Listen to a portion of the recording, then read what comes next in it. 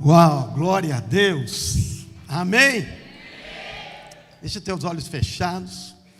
Ergue tuas mãos agora. Pai, em nome de Jesus, que essa noite, eu sei que é o 5º culto dessa semana, mas que essa noite seja uma noite de impacto na vida de cada pessoa, meu Pai. Que seja uma noite de mudança, de transformação, porque esse lugar, como foi falado até agora, é um lugar de transformação. Então, que essa palavra se cumpra hoje à noite mais uma vez. E cada pessoa que está aqui, definitivamente,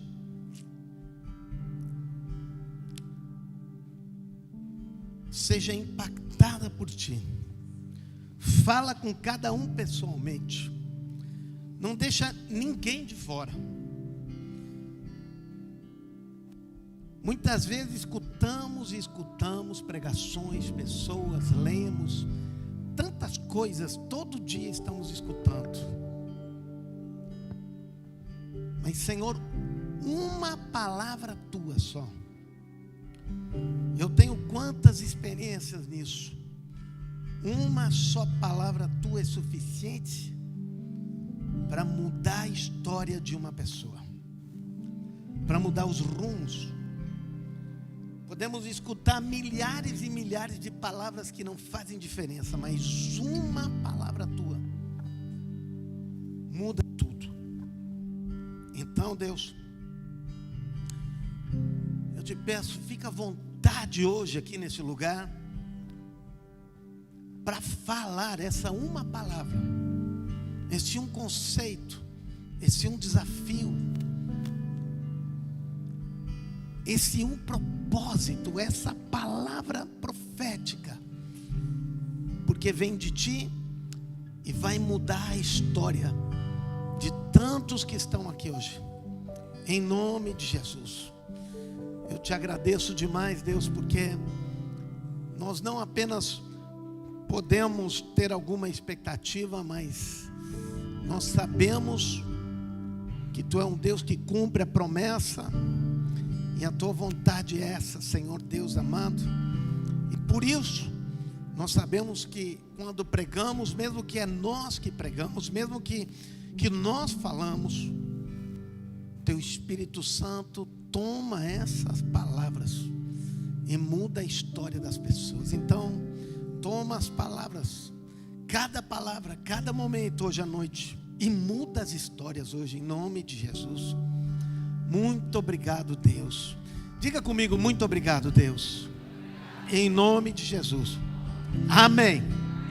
Glória a Deus. Diz para a pessoa que está do teu lado aí, diz: meu querido, aumenta a expectativa.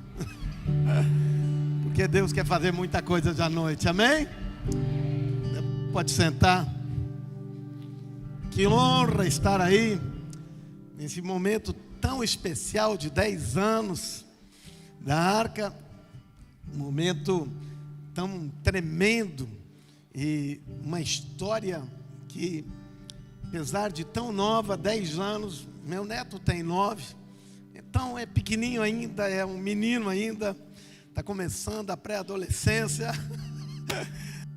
mas vocês com 10 anos, tanta coisa que já fizeram, tanto que aconteceu, já estão impactando, Deus usando de uma forma tão linda. Parabéns todos vocês, estão de parabéns todos os pastores, parabéns, eu estou orgulhoso de todos vocês aí, me sinto alegre.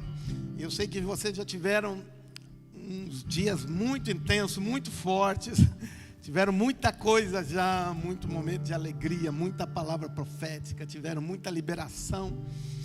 E eu gostaria de acrescentar um pouco em relação a tudo que vocês já receberam, porque eu sei aquilo que Deus quer fazer, eu tenho convicção e eu tenho percebido no meu coração, Deus tem falado comigo das coisas que Ele quer fazer.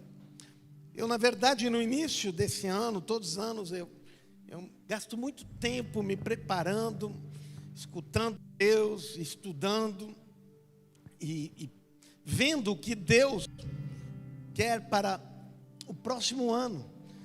Então, muitas vezes a gente tem uma convicção clara na hora, outras vezes precisa muito. Mas eu não faço isso de uma forma desregrada, de uma forma muito independente. Pelo contrário, eu estudo, eu escuto o que os profetas de credibilidade do mundo inteiro têm profetizado, têm falado sobre o próximo ano. E existe uma coalizão internacional de profetas liderada por Cindy Jacobs. Creio que são em torno de 400 profetas de credibilidade do mundo inteiro. Em todos os anos eles também liberam uma palavra unânime dessa coalizão profética. E não só eles, outros profetas também, Roni Chaves, e no mundo inteiro existem profetas que liberam uma palavra sobre o próximo ano. Mas eu não baseio apenas por isso, porque eu escuto, leio e analiso tudo. Algumas dessas coisas batem com o meu coração, algumas a gente passa por cima e diz: isso não sei, não está fazendo, não está, meu espírito não está tendo congruência com isso. Mas eu sempre, sobretudo, eu me dedico para aquilo que Deus quer para nós, para a nossa realidade, para a nossa situação, para a nossa nação, especialmente para nós da rede apostólica. O que Deus tem no meio desse contexto todo, o que Deus tem. Então, muitas vezes, algumas pessoas até me disseram: já, Ricardo, nós precisaríamos falar aquilo que os profetas estão falando. Eu disse: não, isso seria copiar aquilo que eles estão dizendo. Nós precisamos escutar aquilo que Deus tem para nós. Logicamente não podemos fugir de tudo aquilo que Deus está fazendo e aquilo que Ele quer fazer, mas Deus tem uma palavra específica para nós. E esse ano existe uma palavra muito objetiva que Deus deu praticamente para todos os profetas no mundo inteiro. E essa é uma palavra que realmente é congruente, que bateu no meu coração também, que Deus, esse ano, queria fazer uma conexão muito estreita, muito próxima, que haveria uma conexão muito perto entre o céu e a terra. Ou seja, Deus queria se derramar, Deus queria falar, se relacionar com o povo, com seus filhos, esse ano de 2026, de uma forma muito especial, muito diferente, uma proximidade que talvez a gente não tinha visto por muito tempo, ou pelo menos nossa geração não tenha visto. Ou seja, Deus queria se aproximar entre o céu e a terra. O apóstolo Estevão teve uma palavra dizendo que seria o ano dos céus abertos. É justamente uma palavra muito semelhante a isso. Muitos têm palavras muito similares a essas e assim por diante.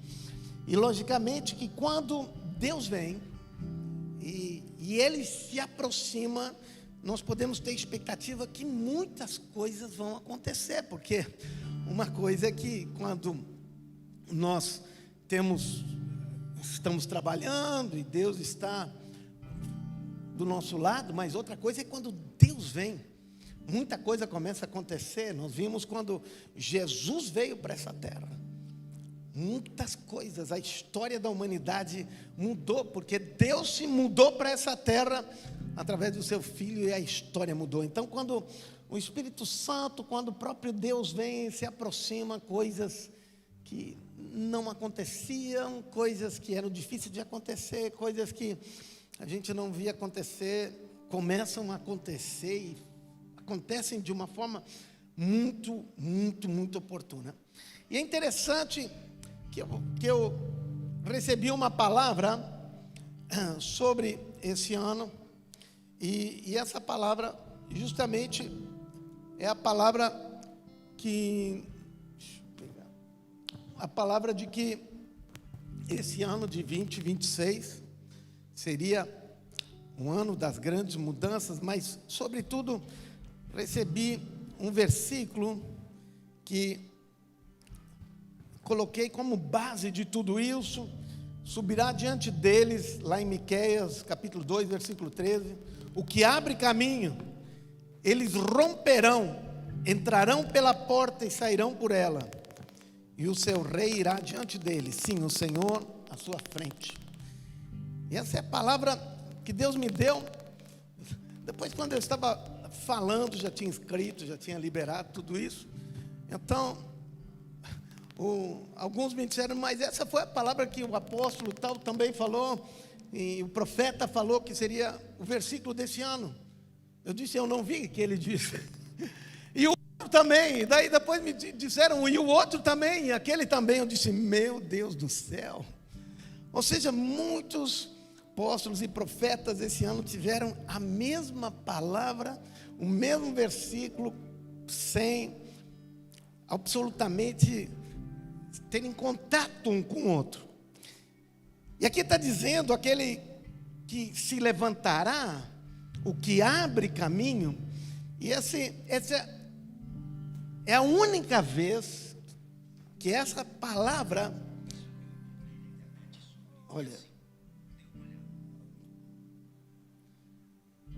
é a única vez que essa palavra como substantivo aparece na Bíblia. E essa palavra é a palavra do verbo parat, em que nós falamos sobre breakthrough. E aqui o tradutor, ele traduziu como aquele que abre caminho. Ou seja, Deus se levantaria esse ano de uma forma que abriria caminhos. E quando a gente vai mais a fundo nessa palavra, assim foi traduzido para o português aqui nesse texto. Existe muitas vezes essa palavra como verbo, mas não como substantivo, e definindo um substantivo, uma característica de Deus e como Deus era. Já no inglês essa palavra é the breaker, ou seja, aquele que quebra, aquele que rompe. Várias vezes nas traduções americanas essa palavra foi traduzida não como aquele que abre caminho, mas aquele que rompe, aquele que quebra. E eu então perguntei para Iá se seria viável a tradução de que essa palavra fosse traduzida como rompedora. Disse exatamente isso, que é essa palavra. Então, essa palavra que está escrito aí, está dizendo, Deus, ele tem um nome, e ele se levantará dessa forma, porque os nomes de Deus definem a pessoa dele, o que ele é e o que ele faz. Então, esse ano Deus quer se levantar para romper, para quebrar tudo aquilo que não acontecia, que não tinha condições, que estava difícil, que estava e que por tanto tempo, e quando Miqueias profetiza, ele está profetizando sobre uma coisa que não acontecia, porque Israel tinha sido destruída, eles voltaram depois de 70 anos, construíram a cidade, construíram o templo, mas não conseguiam fazer e construir um muro. E talvez você pergunte, mas por que isso era tão importante? Eu quero dizer para vocês que na época, construir um muro era a diferença entre uma cidade reforçada, honrada, uma cidade de valor e uma cidade qualquer. Então todas as cidades que tinham respeito eram cidades muradas. Cidades que não eram muradas eram cidades desrespeitadas, sem valor, porque qualquer um podia entrar na cidade e tomar a cidade. Então era uma cidade sem nenhum mérito, sem nenhuma grandeza, sem nenhuma honra, sem nenhum valor. Era uma cidade completamente sem uma importância. Então eles tentaram várias vezes. O rei Artaxerxes no livro de Esdras, inclusive proibiu eles de construir o muro. Mas a Bíblia diz que quando o rompedor se levantaria, diz aqui, se levantará, subirá diante deles o rompedor, o que abre caminho, e eles romperão. E quando Deus se levantou na época de Neemias se levantou, e o próprio rei Artaxerxes, que tinha proibido de construir o muro, quando eles tinham tentado por eles, e durante 70 anos estavam tentando construir o muro, porque já tinham se passado 170 anos, 140 anos, desculpe, e eles não conseguiam levantar o muro. 70 anos que eles reconstruíram a cidade, o templo, mas depois se passaram mais 70 anos e eles não conseguiram fazer nada, e a cidade ficou no desprezo e eles não conseguiam. Mas depois de 70 anos, as profecias, tanto de Isaías, como de Ezequiel, como de Jeremias, como de Miqueias, dizendo que a cidade seria reconstruída, que Deus se levantaria e lutaria por eles. Aconteceu. E foi do dia para a noite. Em 52 dias, aquilo que em 140 anos não aconteceu. Em 52 dias, o muro inteiro foi reconstruído. E o muro não era um murinho pequeno, tinha provavelmente em torno de 4 quilômetros de comprimento. Tinha uma altura média, creio que de 12, 13 metros, tinha lugar com 15 metros de altura. Tinha muitas torres de mais de 20 metros de altura. E tudo isso foi construído. Um muro de em torno de 2,5 metros de largura, com 4 quilômetros, em 52 dias. Isso nem dá para imaginar. 52 dias, não tinha máquina, não tinha guindaste, não tinha carregadeira, não tinha nada.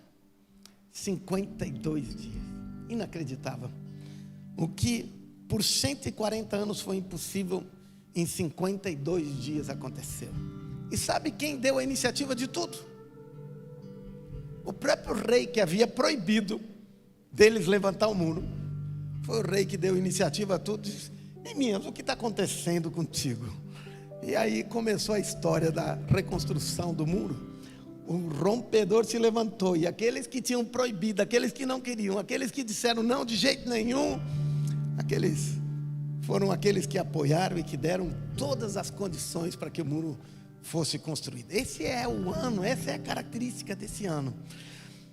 O ano de 2026, Deus quer se levantar como um rompedor e fazer coisas que nós não vimos, e coisas de uma forma súbita, de uma forma muito radical. Aquilo que talvez por anos tu estava esperando, e eu quero dizer que tu pode esperar de Deus esse ano muito mais do que aquilo que tu pode sequer pensar que seria possível. Você pode imaginar alguém que saiu de férias, volta 2 meses depois, e a cidade toda murada. Meu Deus, que loucura! Isso, 140 anos lutaram por isso e nada aconteceu. Por que eu estou contando essa história? Porque muitas vezes, se a gente fala Deus quer fazer coisas incríveis, coisas novas, a gente não tem a noção do que significa esse Deus rompedor. Ou seja, quando Deus se levanta para romper, querido, são coisas além da nossa capacidade de imaginar que seria possível naturalmente. Então esse é esse ano é isso que Deus quer fazer, e nós precisamos, para isso, ter essa expectativa. E por isso eu quero compartilhar com vocês uma palavra que Deus tem dado, e essa palavra Deus tem dado e quer dar hoje para vocês aqui, em relação a isso, e que nós precisamos ter essa ideia em mente, essa palavra profética em mente. Existe no livro de Provérbios, no capítulo 4, versículo 18, diz assim: mas a vereda do justo é como a luz da aurora, que vai brilhando mais e mais até ser dia perfeito. Essa é a palavra, o conceito que Deus tem de nós, dos seus filhos, da sua igreja, do seu povo. Amém? Estão entendendo isso? E ele está usando uma metáfora, falando da luz da aurora, ou seja, da luz do amanhecer, que está bem escuro, mas começa a clarear, e quando chega um momento que a luz total, tudo fica claro. Ele disse, o profeta, que de fala, ele diz: assim é com os filhos de Deus, assim é com os justos, assim é com aqueles que realmente eles confiam em Deus. Então, o projeto que Deus tem para nós não é um projeto contrário, não é um projeto de anoitecer, mas é um projeto do amanhecer. Amém? Estão me entendendo? Muita gente tem uma visão completamente contrária dessa palavra em relação à igreja, em relação à história, em relação ao povo de Deus, em relação ao mundo. E pensam que aquilo que está acontecendo no mundo é o contrário. Em vez de a glória de Deus se manifestar e fazer crescer, e nós crescemos e brilharmos cada vez mais, a visão que eles têm é o contrário. A visão é que a coisa está ficando cada dia mais obscura, mais difícil. Em vez de ser a visão do amanhecer, é a visão do anoitecer. Mas a Bíblia não diz isso. A Bíblia diz que aquilo que Deus tem para nós é a visão do amanhecer e não do anoitecer. Amém?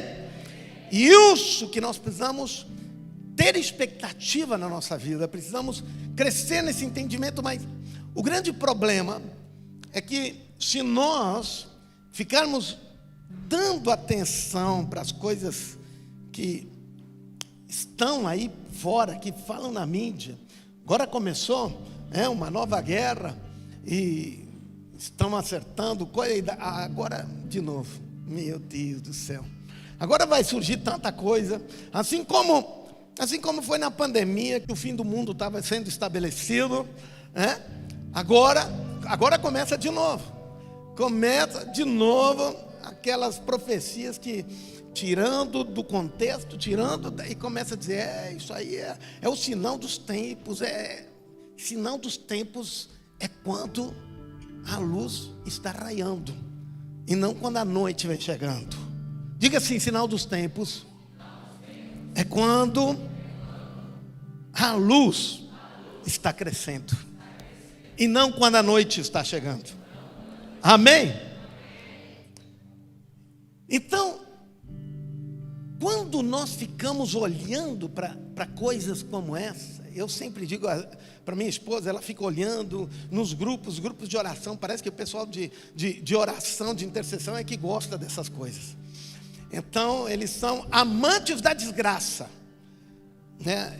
Eu gosto muito porque a esposa de um dos grandes pregadores, agora ela é falecida, um dos grandes pregadores americanos, talvez um dos pastores mais influentes hoje na história do mundo. Ela disse assim: um problema os intercessores.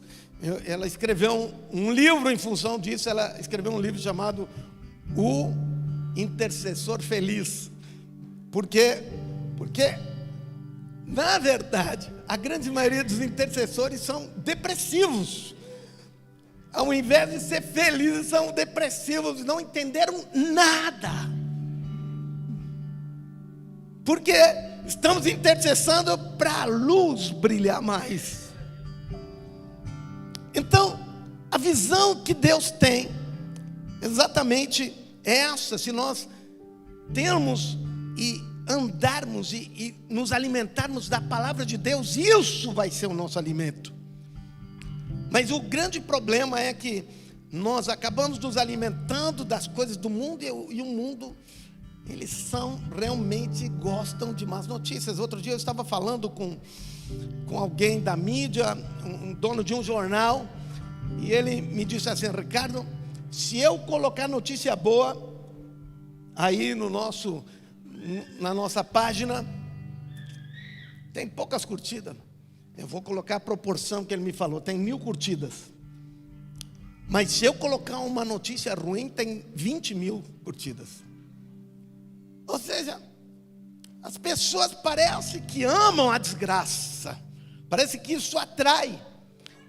Então, quando nós nos alimentamos das notícias, e por isso a mídia sabe disso, e por isso a mídia vai falando de coisas para vender. E para vender precisa ser notícia de desgraça. Porque as notícias boas não vendem. Mas a palavra de Deus é contrária a muitas coisas, muitas vozes que nós escutamos aí fora. E nós precisamos entender isso. Você pode imaginar, a gente só escuta de que quando vai envelhecendo as forças vão diminuindo e daqui a pouco não temos mais força.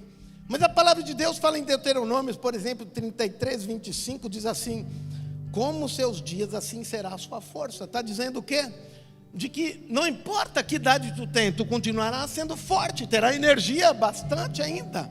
Ou seja, se nós escutamos sempre, nós vamos realmente nos adaptar àquilo que é o mundo e não à palavra de Deus. E nós precisamos viver de acordo com a palavra profética. Entendam, o apóstolo Paulo, ele usa uma característica muito especial. E ele usa as características quando ele descreve para a gente se proteger, para a gente atacar, de um soldado romano. Mas eu não vou falar todas, eu quero apenas me concentrar quando Paulo fala em 1 Tessalonicenses 5,8, ele diz: nós, porém, que somos do dia. Nós que somos do dia. Porque tem muita gente que é da noite. E fala das coisas para o anoitecer, mas ele diz: nós que somos do dia. Sejamos sóbrios, vestindo a couraça da fé e do amor e o capacete da esperança da salvação. O que ele está falando? Ele está falando que nós, se queremos viver no dia, nós precisamos usar o capacete da esperança. O capacete da esperança. Por que ele usa essa metáfora de capacete? Na época, o capacete era usado pelos soldados romanos para proteger a cabeça. Ou seja, porque se o cara perdesse a mão, um pé, ele continuava vivo. Mas se ele levasse alguém desse um golpe na sua cabeça, seria fatal. Então o capacete era um lugar extremo de proteção, ou seja, uma proteção para que não fosse destruído completamente. E aqui ele está dizendo que esse capacete é o capacete da esperança. Diga: capacete da esperança. Significa que nós precisamos muito cuidar todos os ataques do inimigo que vem aqui, ó, na nossa cabeça. Por quê? Porque o capacete, ele gera, ele nos protege e nos dá esperança. Mas quando nós começamos a escutar as coisas do mundo, quando nós começamos a escutar aquilo que vem de fora, e não estamos com capacete, a esperança é roubada. Estão me entendendo o que eu estou falando? Então, vejam, talvez de toda armadura, o capacete é a peça mais chave que tem. Porque se cortou a cabeça, acabou. Se feriu a cabeça, acabou tudo. E o que o inimigo faz é justamente porque a grande maioria dos cristãos deixa de usar o capacete da esperança. E ao invés de terem esperança, de ter uma expectativa para o futuro, tem o contrário. Estão se alimentando e deixando a sua cabeça receber notícias de fora. A paulada vem de fora. Os golpes vêm de fora. E tem acabado com a vida. Estão me entendendo o que eu estou falando? Então não tem mais expectativa. Não tem mais prazer de viver. Não tem mais alegria da vida. Perdem as suas forças. Então, o apóstolo Paulo disse 3 coisas importantes. A fé que nós vemos os milagres acontecer, que move, que faz nos mover no sobrenatural. O amor, que é a maneira com que nós nos relacionamos entre nós e Deus, mas ele coloca em pé de igualdade, isso é esperança. Ou seja, ele diz, a esperança é tão fundamental, porque se vocês perderem a esperança, a essência de um cristão foi perdida. Então, eu quero que tu hoje saia daqui vestindo o capacete da esperança. Que tu não fique mais escutando as coisas negativas e ruins, porque, entendam, a mídia se alimenta disso. A tua carne se alimenta disso. O inimigo se alimenta e quer que tu receba isso. Mas não é aí que tu vai ter esperança, porque a nossa esperança não está nessas coisas desse mundo. Nossa esperança está em Deus. Amém? Eu estou fazendo aqui apenas uma introdução, porque não adianta eu falar disso que eu quero falar, se esse conceito não estiver claro para ti. Porque se esse conceito, tudo que eu falar aqui, aí fora, tu sai daqui, tu está sem um capacete, o inimigo vem e coloca 50 mil coisas piores, e tu vai perder toda a tua expectativa. Por isso que a palavra profética, ela sempre nos empurra para frente. As coisas negativas, as coisas do passado, as coisas para trás, elas roubam nossa força, roubam nossa energia, roubam nossa vitalidade, roubam nosso entusiasmo, roubam nossa motivação. Sempre quando tu olha para trás, ou tu olha para coisas negativas, tu está te autodestruindo. Então nós precisamos estar com o capacete da esperança vestido, e a nossa esperança vindo sempre da parte de Deus, amém? E aí é o ponto de partida de tudo. E hoje eu quero compartilhar contigo essa palavra, em que trata, talvez, se vocês quiserem abrir junto comigo, 2 Crônicas, no capítulo 25, versículo 5, vamos começar com o versículo 5.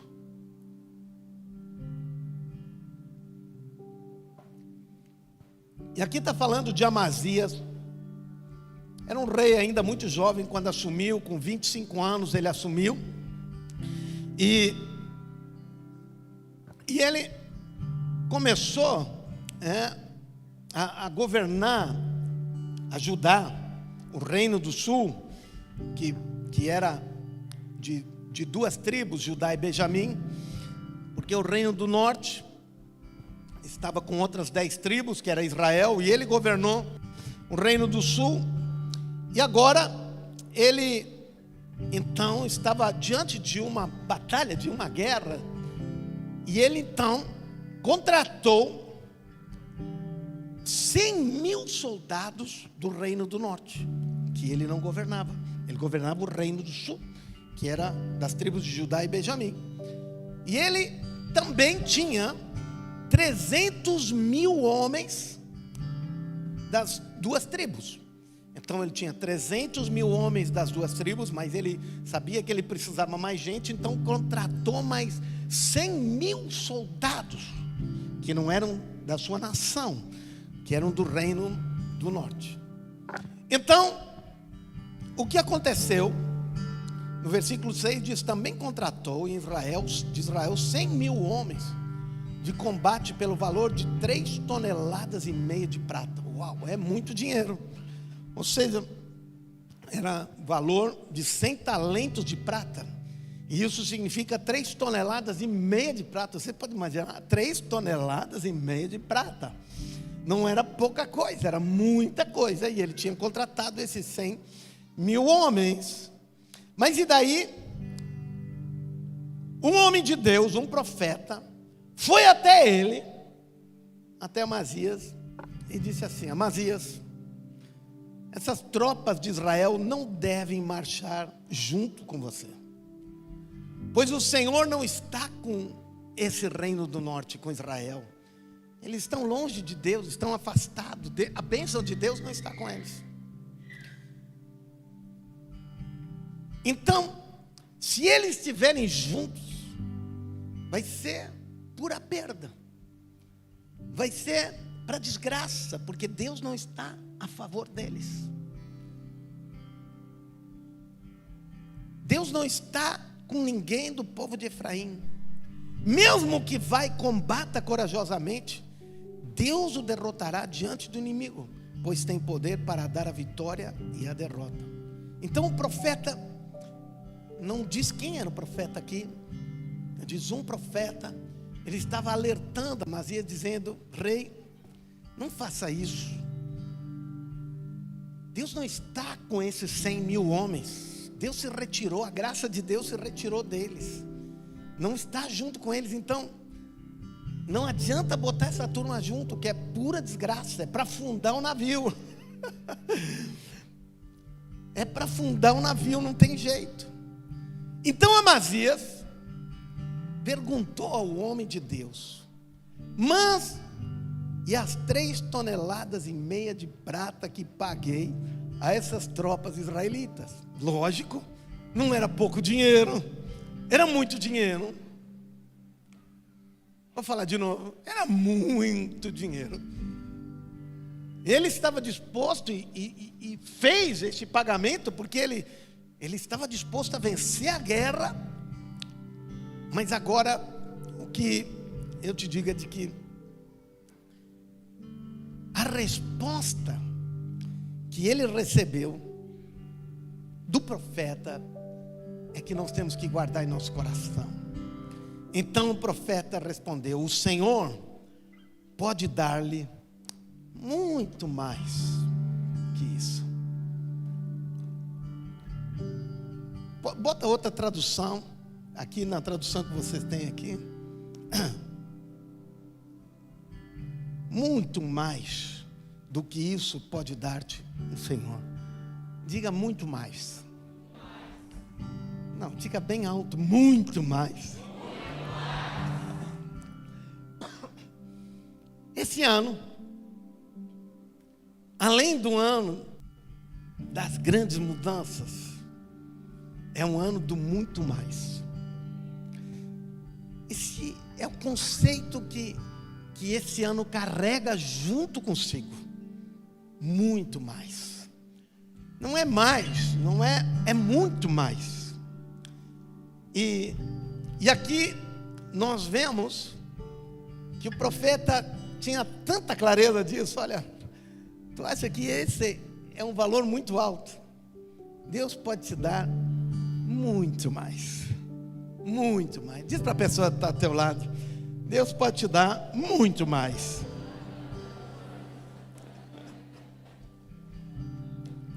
Sabe, quando nós começamos a compreender esse conceito, toda a nossa caminhada muda. Amazias deixou esses 100.000 do lado, seguiu a orientação do profeta e venceu a guerra. Porque Deus pode dar muito mais. Sabe a parábola do filho pródigo, que o filho saiu de casa, gastou todo o dinheiro, que era muito dinheiro, que era muita coisa, porque o pai tinha dado para o seu filho, e agora veio uma grande fome, estava ele ali cuidando dos porcos, e não tinha nem comida para ele, para comer, porque a fome era muito grande naquela terra. Então, ele caiu em si, e na verdade o conceito todo foi que ele chegou à conclusão: na casa do meu pai tem muito mais. E quando ele caiu em si e disse: quantos trabalhadores do meu pai têm pão com fartura, ou seja, muito mais, e eu aqui morrendo de fome. Lucas 15:17. É assim que ele disse. Quando ele caiu em si, entendeu que o pai tem muito mais, tudo mudou na vida dele. Porque ele entendeu que o pai não está limitado, que o pai tem muito mais. E quando ele chegou em casa, ele queria um pouco, queria aquilo que os servos tinham. Mas o que eu quero te dizer é que ele tem muito mais. Assim como o profeta disse para Amazias: Amazias, o pai tem muito mais do que isso que tu está pensando. Muitas vezes nós limitamos Deus. O povo de Israel limitou a Deus. Mas o nosso Deus é um Deus de abundância. No Salmo 66, 12 diz assim: deixaste que os inimigos cavalgassem sobre a nossa cabeça. Passamos pelo fogo e pela água. Aqui ele está dizendo: passamos por dificuldades, passamos por situações difíceis, mas a um lugar de fartura nos trouxeste. E essa palavra fartura é a mesma palavra que está, duas vezes essa palavra só aparece no Antigo Testamento, e essa é a palavra que está escrita no Salmo 23:5, quando diz: o meu cálice transborda. O que ele está dizendo? Tem tanto que chega a transbordar. Aí foi traduzido como transborda, e aqui foi traduzido como fartura. E o que significa? Nos trouxeste para um lugar que tem tanto que sobra. Muito mais. Está me entendendo? Mas nós muitas vezes nos limitamos pelas nossas experiências. Nós nos limitamos por aquilo que vivemos, por aquilo que temos hoje, por aquilo que experimentamos até então, e não conseguimos sair da mente limitada. E por isso muitas vezes não conseguimos experimentar tudo aquilo, porque não conseguimos crer naquilo que Deus tem para nós. Mas quando nós caímos, quando a ficha cai, e nós entendemos: meu pai tem muito mais, nós começamos uma caminhada de transformação da nossa história. Porque muitas vezes nós queremos e pensamos em pouco, e Deus tem muito mais. Muito mais. Mas em função da nossa incredulidade, não conseguimos crer nisso, não conseguimos alcançar isso. Eu teria tanta coisa para falar sobre esse tema, mas o que nós precisamos entender de que tudo isso que nós temos, tudo isso, para que a gente compreenda isso, para que experimente o Deus do muito mais. Diga: o Deus do muito mais. Tudo isso começa primeiro interiormente. Se nós não tivermos muito mais interiormente, nós não vamos experimentar o muito mais exteriormente. Vou falar de novo. Se nós não tivermos o muito mais interiormente, não vamos poder experimentar o muito mais exteriormente. O grande problema de todos nós é de que nós queremos experimentar as coisas exteriores sem ter experimentado elas interiormente. Mas tudo que Deus faz começa de dentro para fora. A religião é de fora para dentro. Quando a gente quer fazer as coisas por nós mesmos, isso é religiosidade. Mas aquilo que Deus quer, Ele busca o nosso coração. Sobretudo, guarda o teu coração. Ele quer que nós amamos Ele de todo o nosso coração, que nós servimos Ele de todo o nosso coração. Então, toda a obra de Deus, tudo aquilo que Deus faz, começa lá dentro, começa interiormente. Se nós não tivermos um muito mais lá dentro, nunca vamos experimentar o muito mais transbordar de dentro para fora. Estão me acompanhando o que eu estou dizendo? A mentalidade de escassez, a mentalidade de miséria, a mentalidade de limitação, o coração, a falta de confiança, o não entendimento e o conhecimento de quem é esse Deus, do muito mais, nos limita daquilo que Deus faz na nossa vida. Mas entendam de que quando nós mudamos interiormente, tudo começa a mudar exteriormente. É que nem uma semente que nós plantamos, e essa semente, ela primeiro precisa germinar, ela precisa formar as raízes ali, e daqui a pouco cresce aquela árvore. Mas primeiro tem que estar a semente colocada. E sabe de uma coisa? É isso que a palavra de Deus diz, que a palavra de Deus é como a semente. Nós vemos um capítulo inteiro que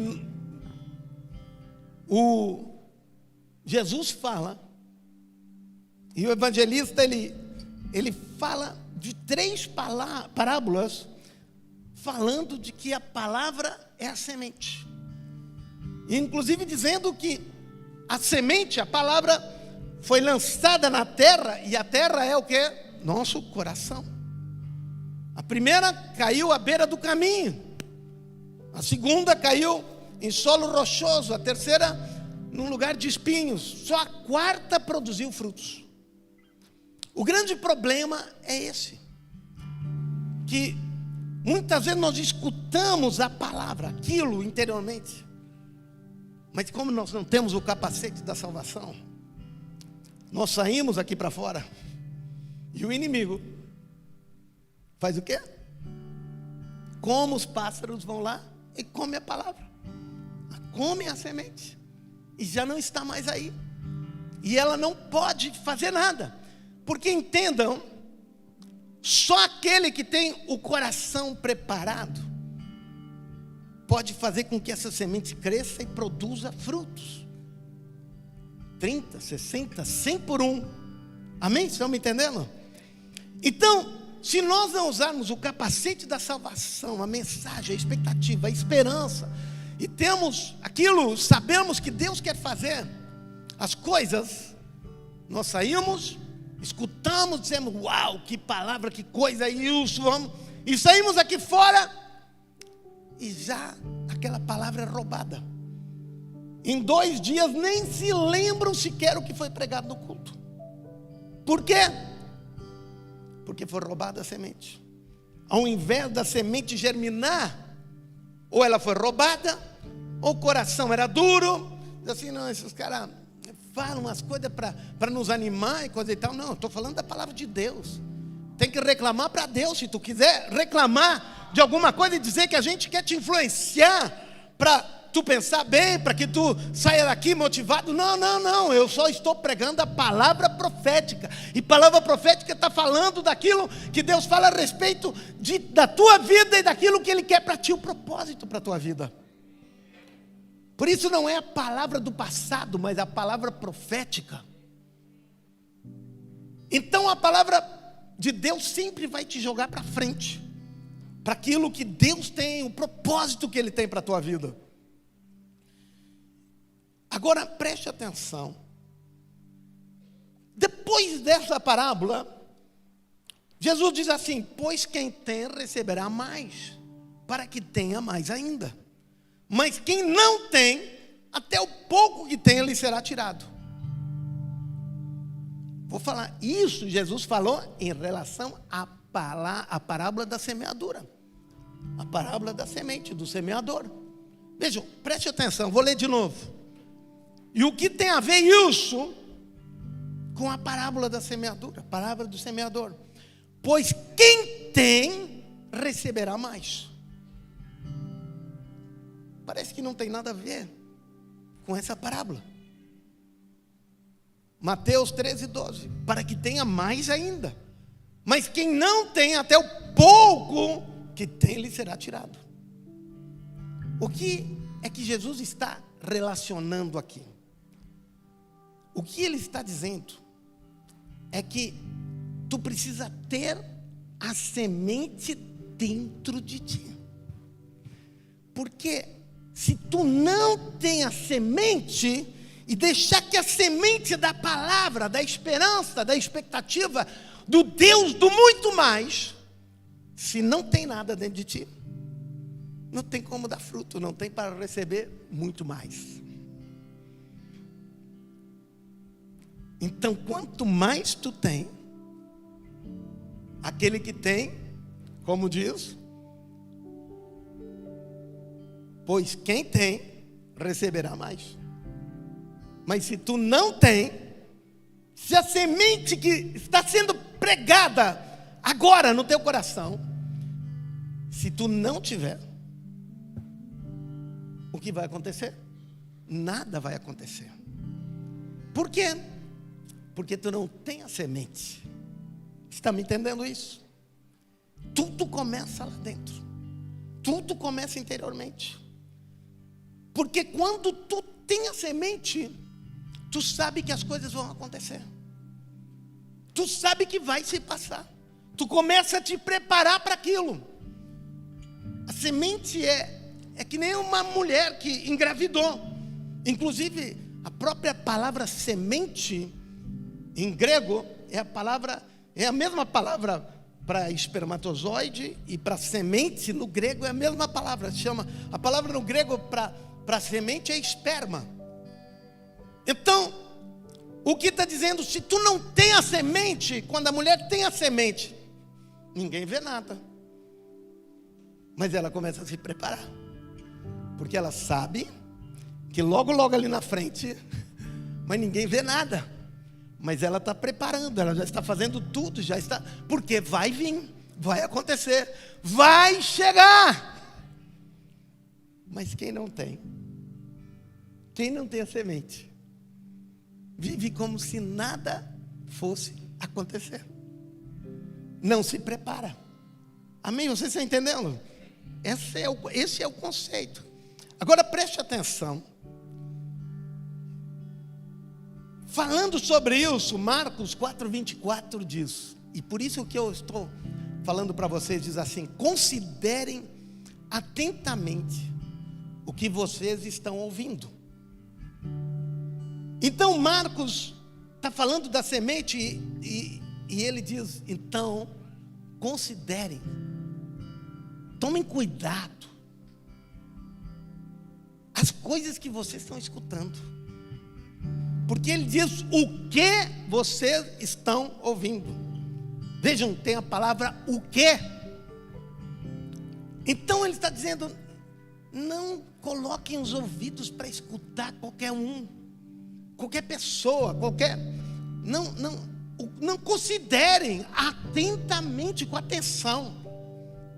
Não fiquem escutando, dando ouvidos, dando atenção para qualquer coisa. Por quê? Tudo que vocês ouvirem vai entrar no coração de vocês. Tudo que vocês estão ouvindo vai produzir uma semente no coração de vocês. Então considerem, porque com a medida que vocês medirem, vocês serão medidos. O que ele está dizendo? No momento que tu recebe a palavra, tu vai estabelecer os limites. E é isso que vai acontecer contigo. Mas agora, ainda mais, não foi só isso. Além de nós cuidarmos muito o que nós escutamos. Em Lucas, capítulo 8, versículo 18, na NVI, coloquem aí. Lucas 8, 18. Jesus agora falando também sobre isso. Agora muda um pouquinho o tom. E vai adiante ainda. Jesus disse assim: portanto, considerem atentamente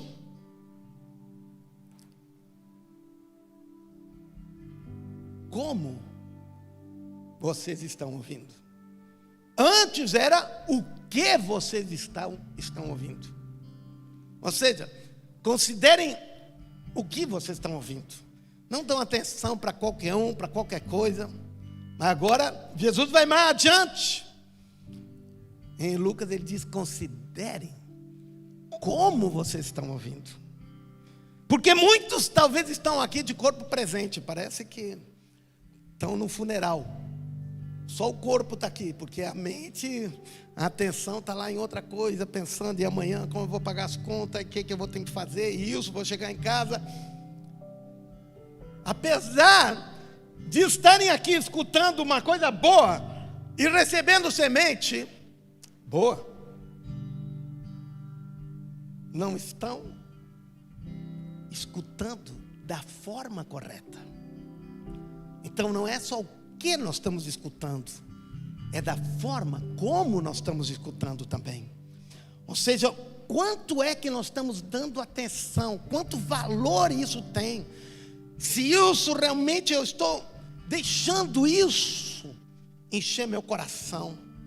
E quando essa semente enche meu coração, eu começo a ter essa expectativa do Deus do muito mais.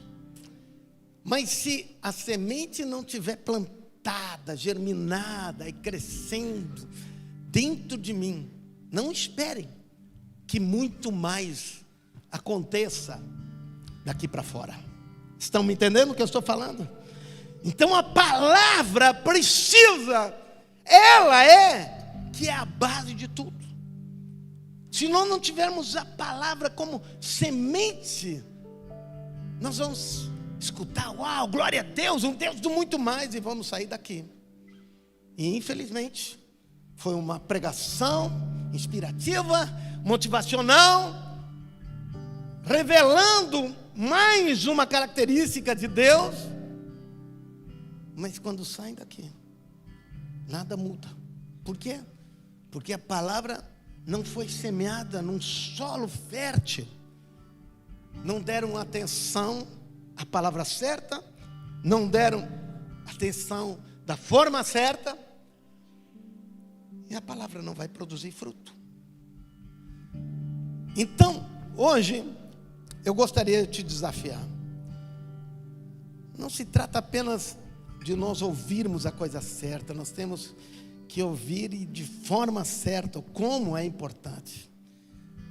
Lá no livro, nós poderíamos analisar agora, no livro de Romanos, no capítulo 5, versículo 9, 10, no versículo 15, no versículo 17, está falando da graça de Deus. E depois, ela repete como agora fomos justificados por seu sangue, muito mais ainda. Muito mais. Ou seja, muito mais agora, sendo justificado. Depois, no versículo 10 diz: porque se nós, quando inimigos, fomos reconciliados com Deus mediante a morte do seu Filho, muito mais, estando já reconciliados. Aqui bota a revista e atualizada. Muito mais. Depois, no versículo 15, nos diz assim: todavia, não é assim o dom gratuito. Veja, está falando daquilo que Deus nos dá, da graça que Deus nos dá. Não é assim que Deus dá por medida o dom gratuito como ofensa. Porque se pela ofensa de um só morreram muito, muito mais a graça de Deus. E o dom pela graça de um só homem. E depois no versículo 17 diz: se pela ofensa de um e por meio de um só reinou a morte, muito mais os que receberam da abundância da graça. Ele está dizendo que esse Deus, a graça de Deus, é de muito mais. Amém? Estão entendendo isso? Então, esse foi o conceito que Jesus veio trazer, e eu vou encerrando. Teria tanta coisa para falar sobre isso, mas eu quero que tu compreenda de que esse conceito é tão importante, que Jesus, então, quando ele trouxe ele fez um comparativo de Deus, porque naquela época, Jesus inclusive foi perseguido, eles queriam matar Jesus, porque ele chamava Deus de Pai. Por esse motivo, você pode imaginar, eles não entendiam Deus como Pai, naquela época.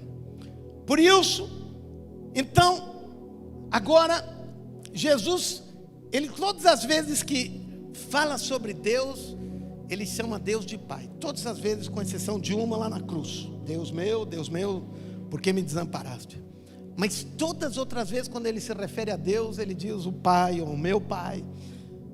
E agora ele diz, não é apenas o meu Pai, o Pai, mas quando eles pedem para ele ensinar a orar, ele diz, Pai nosso, é de vocês também. E ele estava explicando como Deus é. E ele diz, se vocês, apesar de serem maus, sabem dar boas coisas aos seus filhos, quanto mais o Pai de vocês, que está nos céus, dará coisas boas aos que lhe o pedirem. O que ele está dizendo?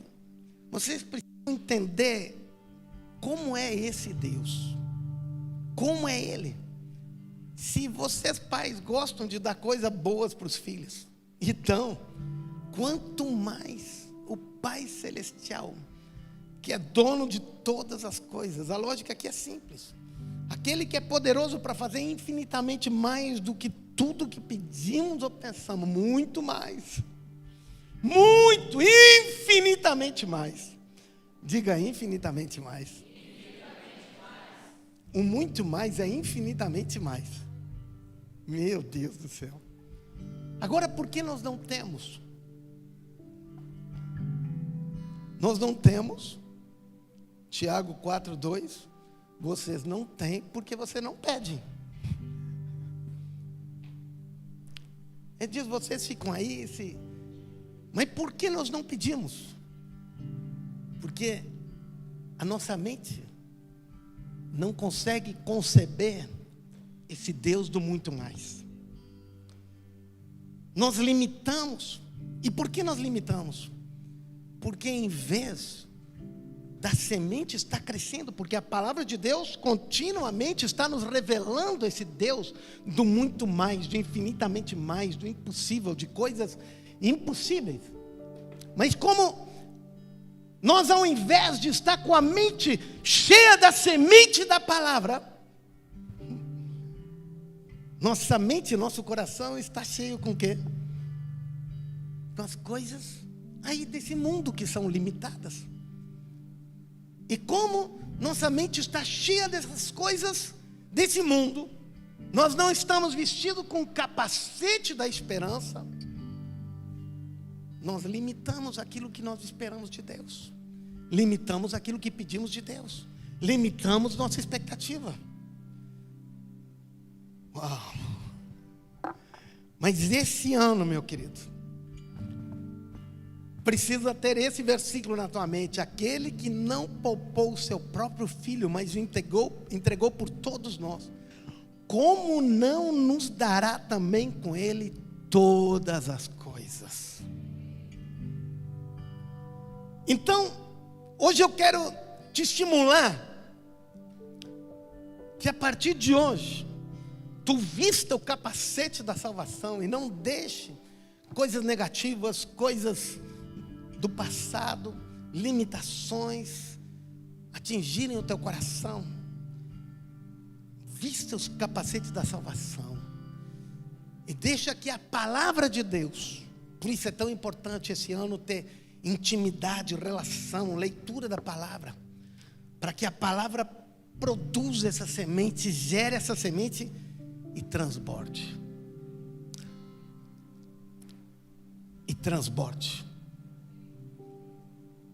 Assim como foi que Davi diz: e o meu cálice transborda. Ele conhecia o Deus do muito mais. E por isso ele diz: e o meu cálice, ou seja, não é só de acordo com as minhas limitações, aquilo que eu posso receber, aquilo que cabe. Muito mais.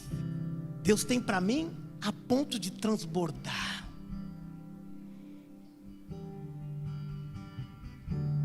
muito mais que a minha limitação de pedir ou de pensar. É isso que Deus tem preparado para a tua vida.